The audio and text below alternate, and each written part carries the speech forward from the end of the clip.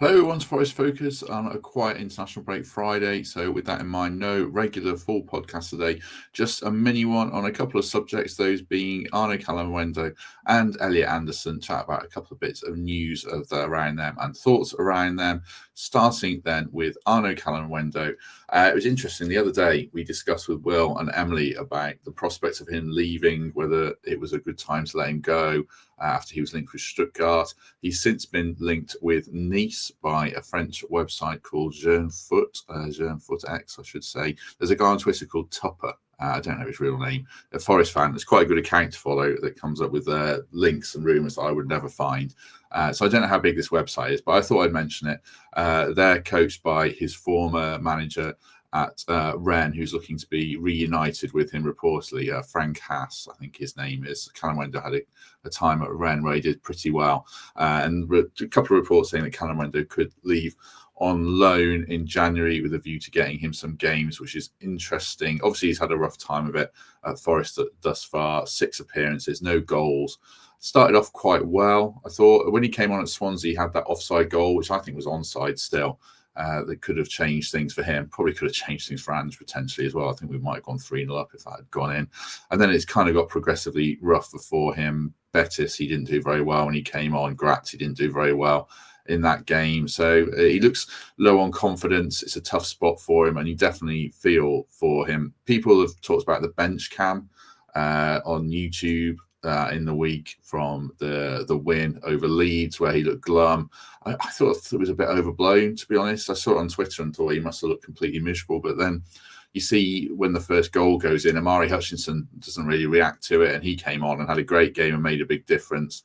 Kalimuendo was maybe he's a bit muted, maybe he is struggling to settle in, but I think he was just a little bit overblown. So I think my position is there's a real good player there, but there's just a wonder about firstly, is he a Sean Dyche striker? Does he offer what Dyche wants? It's such a small sample size, but his first touch has been pretty rough when he's come on, hasn't been able to hold the ball up, and it feels like whoever plays up front for this team is going to have to do that. So can he do that, or does he need to play in a 2? Can he play off a wing? There's lots of unknowns, but he did score 17 goals for Rennes last season, and he's got some pedigree. And I think there's definitely a player there. And like I say, it's just more of an opportunity of getting minutes for him more than anything. So when we talk about minutes, I just wanted to take a quick look at Premier League clubs and the number of strikers that they have, because I've got it in my head that we have probably arguably too many strikers. We've got 4 on our books, obviously. So I went through each club. And as you can see on screen, I picked out who's got 2 strikers, who's got 3 strikers, who's got 4 strikers. There's only us and Spurs that have 4 strikers. Spurs have got Solanke, Richarlison, Colomboane, and Tell. And Tell can play off a wing. And a few of these lists here, you see clubs listed with 3 strikers. A lot of the time, the 3rd striker and sometimes the 2nd striker is a wide forward as well. So Brentford have got Thiago, but then they've got Kevin Schade and Ouattara, who are wingers but can do a job up front. Brighton have got Danny Welbeck, and then the 2 young Greek lads who are good prospects and are strikers, but they're kind of as distinct 2nd and 3rd there. Even Liverpool, Cody Gakpo I've got as their 3rd striker, but primarily plays off the left. Man City have got 2 strikers because no one's going to take Haaland's place. And the other one's Marmoush, who primarily played off the left as well for City last season. And then Phil Foden is probably the backup to them. Villa are the only one, I think, with 1 striker and such a limited backup. Evan Gissand, who's played on the right wing for them, is the other guy you would look at as someone who can play through the middle and do a job. A lot of the time, it's 3 strikers for most clubs, though. If you look at, let's say, Arsenal, Gabriel Jesus is another one who's not really a striker.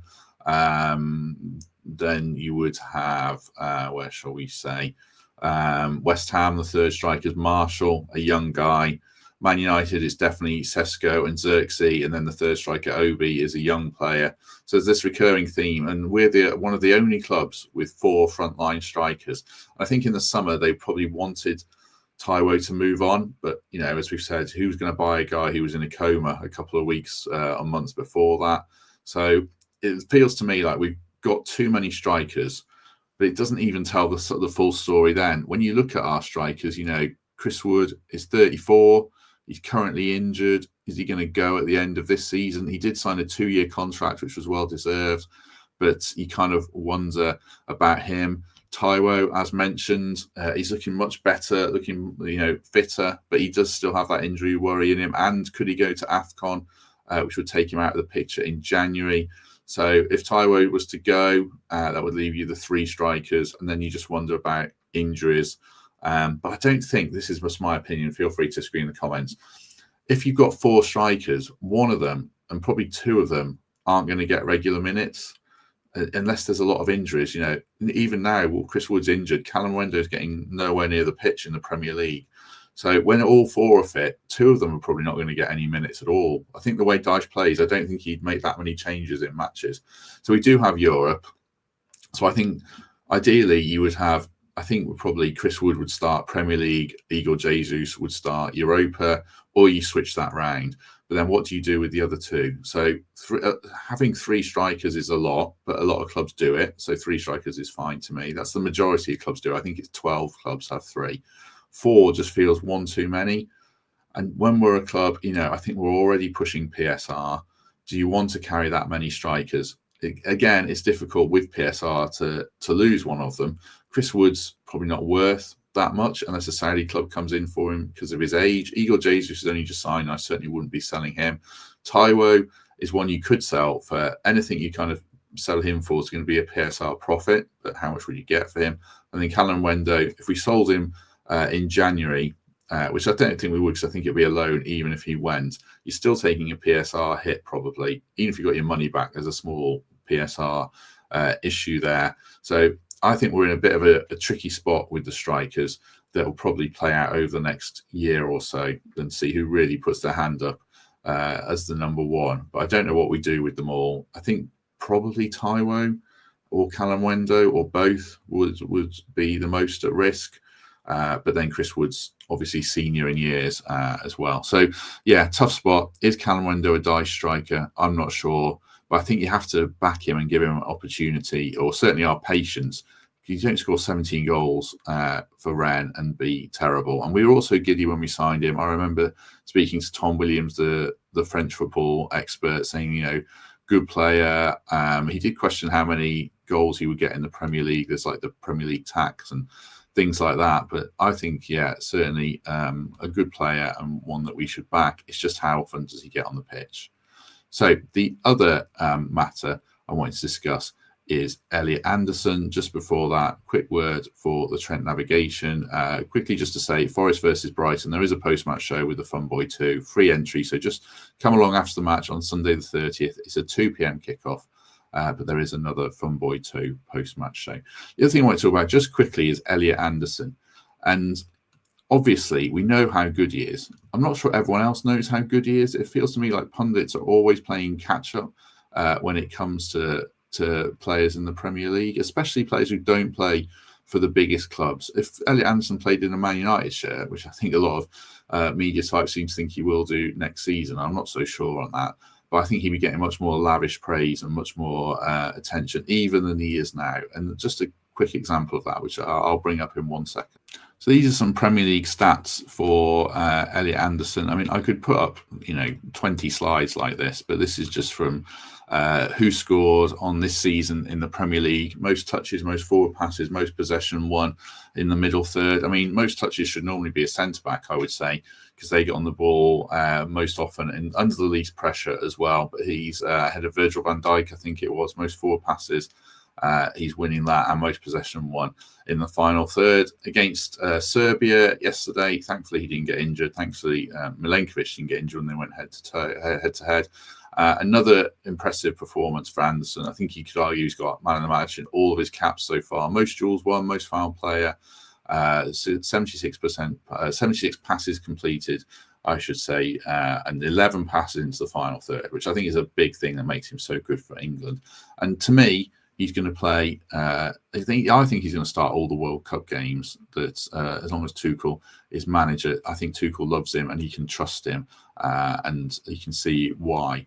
But still, I feel like the pundits are just catching up to how good he is. This was from the Sky Sports social media feed, which is a bit of a car crash today. If you've seen the thing about their new women's TikTok channel, Halo, that seems to have set women's football back about 50 years, according to the comments on it. It hasn't gone down very well at all. But this was a different bit of Sky Sports media. Darren Ambrose was one of the pundits asked to pick a starting 11, and he went for Adam Wharton. He talked about how good Livramento was in the under-21s and didn't mention Elliot Anderson, which I found mad. Maybe there's a Palace bias there. And David Bentley also picked Adam Wharton on Sky Sports News. And I just don't understand. Wharton's had one more season maybe in the Premier League. I don't know.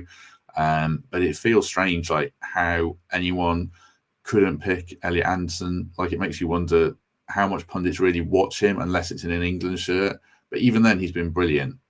So I just find it baffling how Anderson isn't, even now, getting the recognition he deserves. And I don't know if pundits just need to watch more Forest games or what, but most of our games are televised. So they haven't really got any excuse not to. But yeah, Elliot Anderson, to me, is, the best central midfielder in the league this season.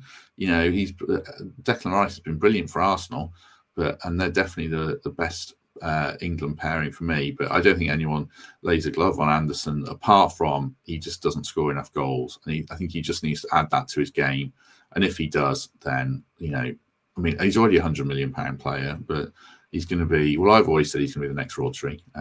And I don't back down from that at all. I think that he's that good. And a couple of seasons, he's going to be winning Champions League and leagues and all that kind of thing. I'd love him to stay at Forest beyond this season, but I just think it's very, very difficult to see. I know people don't agree with me saying that, but he's that good. And if we are in a PSR situation where we need to sell, there's going to be a queue and there's going to be a bidding war. Right, we shall leave it there. Hopefully people found this remotely interesting. I don't really like doing these, but I thought I'd put something out on a rainy day because I'm stuck in the house. So drop your comments in on Kalimuendo and Anderson, where you think Kalimuendo fits. If he fits, feel free to comment on Elliot Anderson in any way you want. A few people still don't seem to fully rate him in our fan base, which I find surprising. But yeah, thoughts welcome. We'll be back on Monday with Pete and Temps. We're going to look at our upcoming fixtures and the upcoming fixtures of all the teams at the bottom of the league and see how we think the next few weeks are going to shake out, and as we head into January, when Forest will have an opportunity to strengthen their squad, which I'm sure we might talk about as well. So do join us for that. Have a good weekend, everyone. Thanks for your company right now. Hit like before you go. And if we don't see you on Monday, we shall see you soon.